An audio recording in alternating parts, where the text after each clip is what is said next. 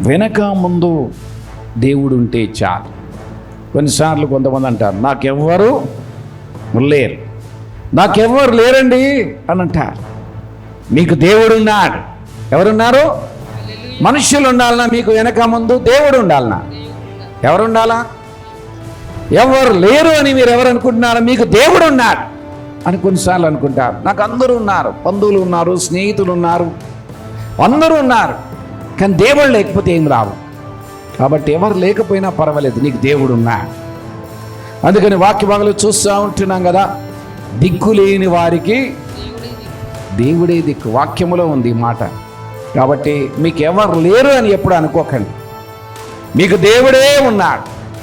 మీకు వ్యాధిలో, దుఃఖములో, కన్నీటిలో, ఆర్థికంగా, మానసికంగా, అన్ని పరిస్థితుల్లో దేవుడు ఉన్నాడు. మనుషులు విడిచిపెట్టచ్చు, బంధువులు విడిచిపెట్టచ్చు, స్నేహితులు విడిచిపెట్టచ్చు. దేవుడు ఎప్పుడు కూడా మిమ్మల్ని విడిచిపెట్టడు. మరణం వరకు కూడా ఆయన విడిచిపెట్టడు.